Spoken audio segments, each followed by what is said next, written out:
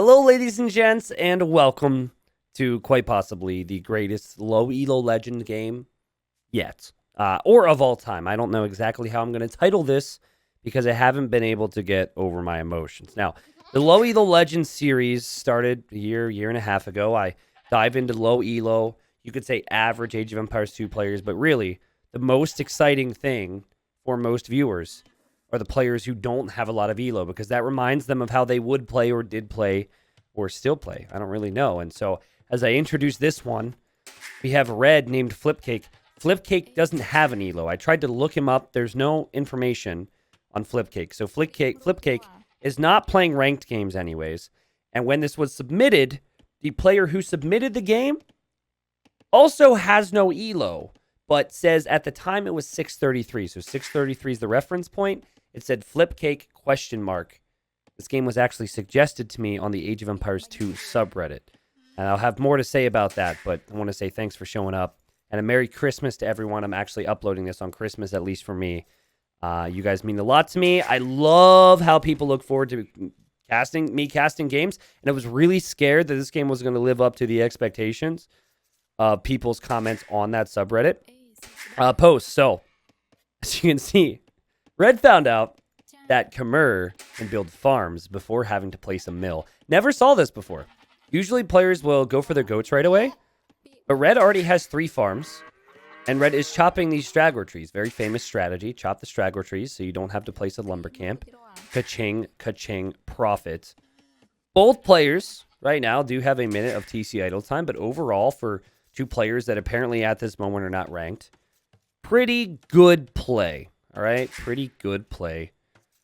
And Blue has seen my videos and knows that I really like lumber camps for efficiency. I appreciate that. Javiorella, who's playing as the Goths, by the way, one of the best low elo civilizations. And then Red over here said, oh God, I need a house. Okay, I need a house. So let's just go make the house. Very cute town here for Red, as the auto scout is freely scouting towards the right side and doing its thing. What's Blue Scout doing? Oh God, Blue's bringing in a rhino. Pro strategies. Is that auto scout?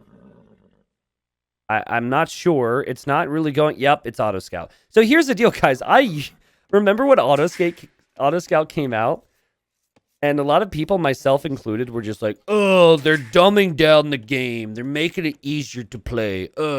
Back in my day, I had to walk up both hills to scout. You know. Everything auto. Typical hater of change. But I'm so glad they added that.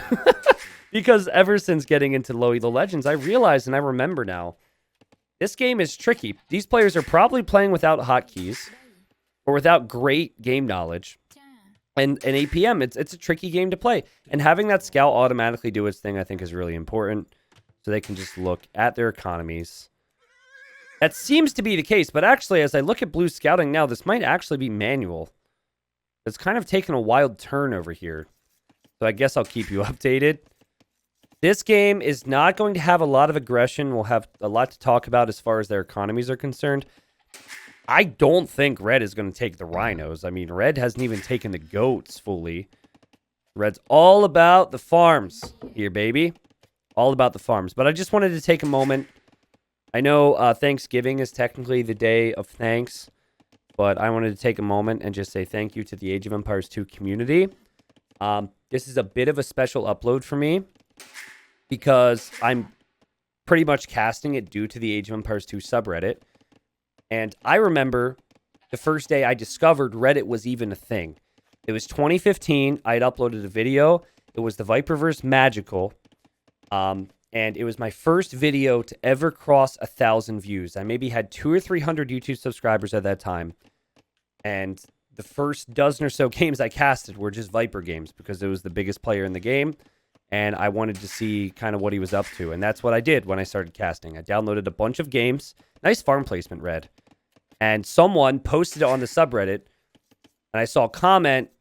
And that comment was like, hello from RAOE2. And the Age of Empires 2 subreddit, not kidding, had 3,000 subscribers at that time. 3,000 subscribers. I think the subreddit's got like 130 or 140 now. So it has exploded. It has absolutely exploded. And so, funny story, obviously I became accustomed to what Reddit is, and the community grew and so many people found the content. I don't know how you found the content, but I'm grateful for having you here. The Reddit certainly played its role. And so after all this time of content creation, I, like an idiot, had not disabled Reddit notifications on my phone. Because I would get the occasional notification, okay? And by the way, hold on one sec. I got to disable these notifications right now because people are going to be like, @T90 official, @T90 official. Okay, that's taken care of. But anyways, after all this time, I didn't disable notifications for Reddit. And so it was a little over a month ago. And we had a little Friendsgiving. It was around Thanksgiving, so we had about 6 of us eating our food. And I'm not a very popular guy in real life, okay? I've got like a small group of friends, and that's it. That's how I like it. I'm what they call an introverted extrovert. Or an extroverted introvert is probably be the way to say it. I talk a lot when I'm on my computer, but when I'm off my computer, I'm more relaxed. And my phone is just blowing up. Zzz, zzz, zzz, zzz, zzz, zzz, zzz. Constant notifications. I'm like, what the crap is this? And I look and it's Reddit. And that's how I found this game, because somebody posted, Gaviarella posted details about this game, and the people demanded that I cast it. And oh my, was I terrified when I loaded up my PC tonight.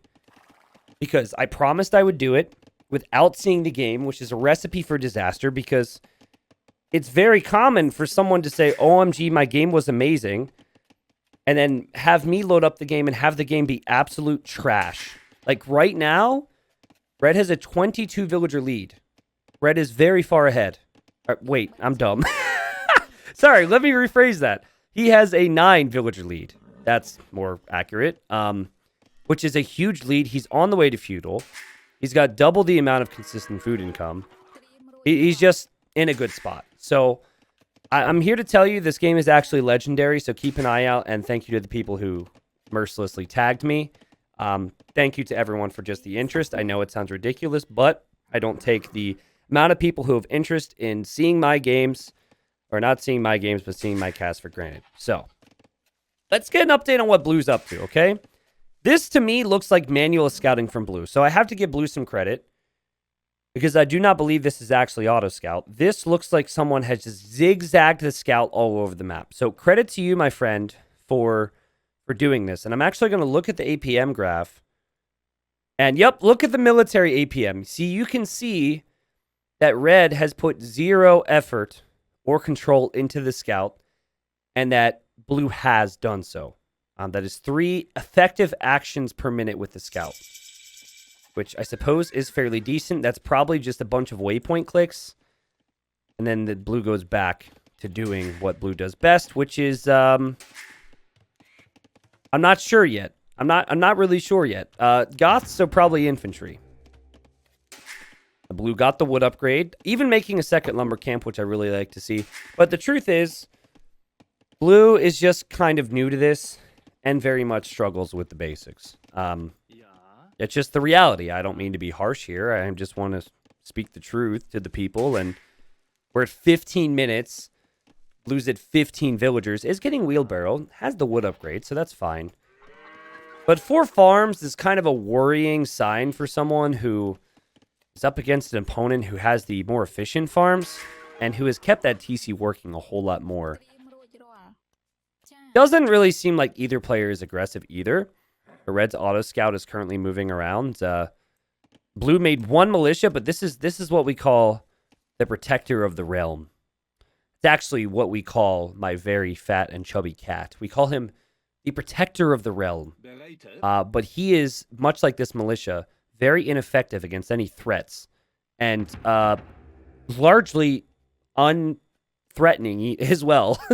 So we'll see if there's maybe more infantry. 1 tiny militia does not... Oh, the protector of the realm! Okay, never mind. He's slow. He's got stubby little legs. And he honestly can't even run. You know, he just kind of walks. He's got no urgency. That was funny. The scout went right by there. So now the scout's scared. Haters will say that this scout is just scouting. But no, the scout is really fleeing after seeing the militia. Now, what would be really funny to me... Because we know blue is looking only at his base, I would guess anyways. It'd be really funny to me if blue makes a bunch of spears. Because blue might have the game knowledge to know, oh god, that could mean there's more scouts, and I need to make a counter to that. That's one of my favorite things in low elo legends is when people completely overreact. Playing online is such a stressful thing. And so they get into a game and they're trying so hard to think. And then they're just like, oh, scout, boom, 10 spearmen. And then there's just nothing happening on the other side. Blue is finally eating some goats, which is good. And blue is actually bringing home the goats from red's base, but red's auto scout found them. So these goats, these are like neutral golds, except they're neutral goats, okay? These things are goated. Look at them right there in the middle. Couldn't be any more central than that. And some people play tug of war, other people play tug of goat. But man, I have to give credit to red. I still don't know if red really has a strat, but red is nailed down one of the best strategies you could go for if you're learning Age of Empires, and that is a fast castle strat. It's pretty easy to do with the Khmer because you don't have to make your prerequisite buildings. It does help with learning the game, I think, because you need to get in the habit of building some of those buildings if you're going to play this game more frequently. But it didn't even need a mill in this game, didn't need a barracks, did make the blacksmith, but didn't actually need that to go up and just arrives to the next age. Chopping away at the wood, which is fine. We don't have the farm upgrade, which is a little sad, especially because these farms are probably on auto farm. But, whoa, okay, blue. Oh, wow, the protector of the realm is now a man-at-arms, so he's a little stronger now. And, whoa, hello. Blue's like, well, I think we should do something. So blue is behind an age and 5 villagers and has 3 barracks. And blue says, I want to produce a lot of infantry. Now, blue, you've produced 3 barracks, which means you can produce units at 3 times the speed. However, the only building which you have selected is the central barracks. I imagine this is a mistake. I imagine you're watching this right now and you're like, ah, damn it. I thought I double clicked those, but yeah, that's gonna hurt. On the bright side, even if you had 3 barracks, you wouldn't be able to produce out of any of them because you don't have houses. But don't worry, she's on the job. Here comes Samantha, everyone's favorite villager. Here she comes, and she's going to diligently place the houses. Blue thinking maybe that scout rush will finally happen, or the goat rush. And so blue places the houses between the woodline. Whoa, red found the goats! No way. Don't tell me blue runs into the goats again. Oh, wait, the goats are going to protect the relic. What? Okay, why? I'm sorry, but why would red... Whoa, he's got goats over here, too. Are the goats protecting all the long-term resources like gold and relics? What is happening? Anyways, blue probably saw the alert that the enemy was in Castle Age a while ago. And that cannot make you feel very good about yourself. You haven't been to the enemy's base with any attack. You know he's an age up on you, which really just makes... All the opponent going up to the age faster does is make you feel like you're crap at the game. He could have 10 villagers over here. But all you know if you're in blue's position is, well, he's faster than me. Well, I knew I shouldn't have played online. I should have just played the AI and used cheat codes. That's all blue's thinking. Blue's going to make another barracks. To blue's credit, he did start producing out of all the barracks. So I was a little judgmental. I'm sorry. Red really likes the mining techs. Got the first and second gold and now stone upgrade. And seems to me like red, much like he advanced quickly to feudal and quickly to castle, maybe wants to go Imperial Age. Really not a bad play from red. But there's a massive military difference. Blue's got plenty of units. If blue were to attack right now, blue could honestly defeat red because red doesn't have anything. But it looks like red is going to build up to make a castle. And with a castle, that's usually good defense. There's no way a few spearmen and man-at-arms, even in this number, could really take out a castle. We do have a blacksmith for blue. And blue still is kind of like, I'm not really sure what to do, but I know Goths have cheap infantry, so let's just do that. Yeah, let's just do that. And it's going to queue up more. Man, it would really help blue to have a designated house builder right now. And, oh, wait a second. Wait a second. Oh, God. Man, blue is going to contest for the goats. I made that joke earlier, and I didn't think things would actually happen. Look! What? The goats denied him. What? Hold on. I'm sorry. This is supposed to be professional. I'm currently casting this at 1 a.m., but I need to find out. Okay, can he not see the goat? What? Guys, I am absolutely captivated by this. That should change ownership. Is there a bug or something? I don't know. Anyways, we continue. In games where there's 0 things being attacked, I have to talk about other things.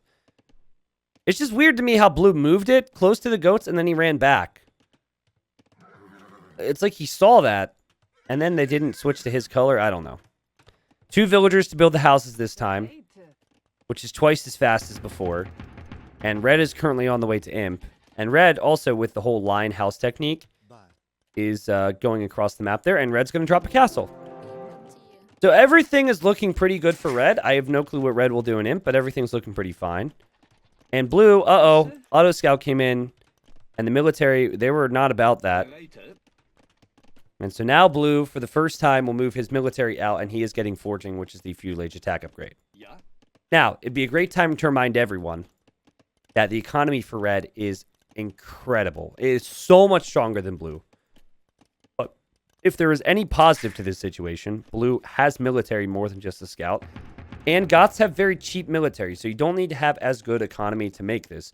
If red tried to make this, he would be spending just about as many resources as he has over top of blue, I would imagine, because Goth infantry is cheap.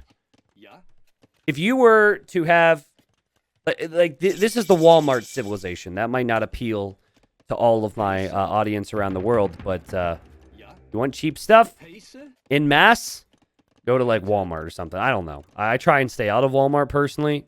Occasionally, you've got to get in there and get a few necessities and get out before things go south. But all right. Blue has 39 military, and I don't have the exact quote, and excuse my language, okay? But when I saw the Reddit post, blue essentially said that when he saw the opponent hit imp, he crapped his pants. And there you go. I gave you the PG version. He saw the opponent hit imp, and he was like, what? What do I do? And so he said, I'll do what I know how to do. And that's make infantry. I talk about commitment a lot in my casting. How if you're going to make military, commit to it. Commit to those upgrades and go in. Don't play games. Don't save resources. Go for it. And then if you're going to boom, boom. You know, add those TCs, get the eco upgrades. A lot of Age of Empires 2 is honestly about commitment. Now, personally, I have a horrible fear of commitment outside of Age of Empires, but I can commit. I can commit. And red can commit to elephants. 2 elephants here within Age of Empires. And here comes blue. Blue is behind by 17 villagers. Is behind 2 ages. If you look at the timeline, my friends, there is a big wave of blue military coming over to red space. Oh, God. And there are the goats. I honestly feel like the goats are the leaders here. You know? Blue has full goat control. And we have Cavalier now for red. I think red is doing a similar thing to blue in that military buildings were made. And red's like, ooh, I like that. So red's upgrading Cavalier, making knights. Doesn't have any blacksmith upgrades, though. Does have the blacksmith, but doesn't have any blacksmith upgrades. This is blue's point of view. And so blue does not know there is a castle there. And I actually think this is an important detail because I think blue would crap his pants even more. And he might not even have the confidence. He might just call the GG. But here he comes. Not focused on villagers at home. And blue's heart is beating like crazy. Have you ever been there where you're like, ba-bum, ba-bum, ba-bum, ba-bum, ba-bum. Oh, we saw auto scout. The scout is alerting the enemy of what is to come. This is red's point of view. Red is not paying attention to this. It just happens to have the scout over there. There's no way he's attacking that. That's just the auto scout moving. Red. Making Cavalier. All very good units for imp. Fine units for imp. But you know what else is fine in imp? Maybe Loom. Villagers get wrecked if they don't have loom, one of the most basic and important technologies. And here comes Blue, who feels like this game is lost, but he says, you know what, I'll try.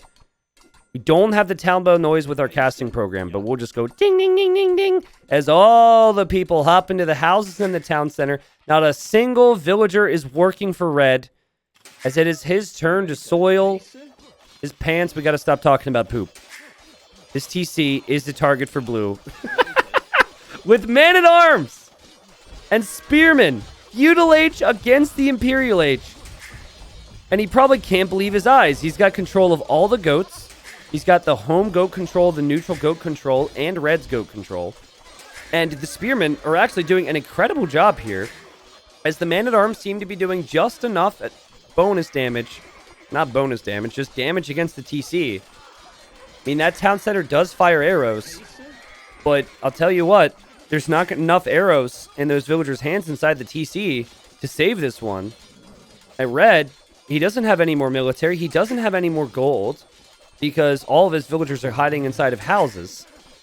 And the town center will fall. Red, in the Imperial Age, has only one elephant now. All of his hopes and dreams are lost, and he drops a TC and thinks, you know what, we're still fine. Let's reboom. And then he says, no, you know what? This is too stressful. I'm out of here. What was that? Feudal Age against Imperial Age. And we have seen instances where players in low elo legends are in Feudal Age against Imperial Age, but we have never seen an instance, correct me if I'm wrong, where the Imperial Age player has more eco as well.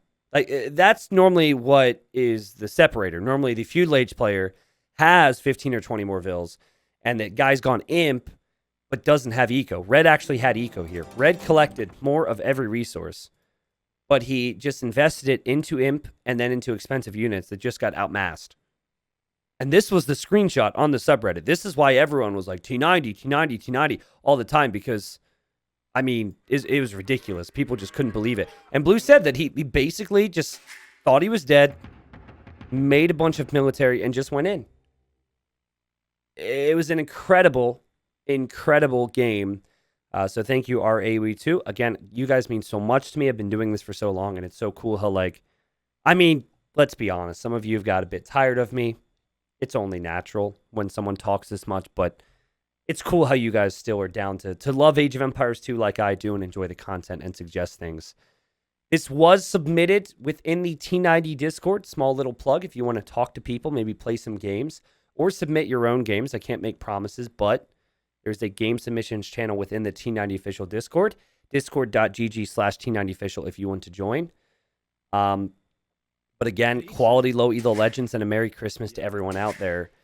The summary of this game, I'll read this off to close it out, was an epic, timeless tale of how a feudal Goth army defeated a mighty Imperial Age Khmer elephant and paladin force through questionable eco and freestyle build orders on both sides. Neither player is ranked. I don't know if they still play or what, but they produce us some entertainment. Also, a bit of a stretch on the sell there, Blue. I'm pretty sure we didn't see paladins, and we did not see a, what did he say? A mighty Imperial Age army. But I'll take it anyways. Blue really wanted to see this game, and I can't blame him. GG. Merry Christmas to all. I'll see you next time.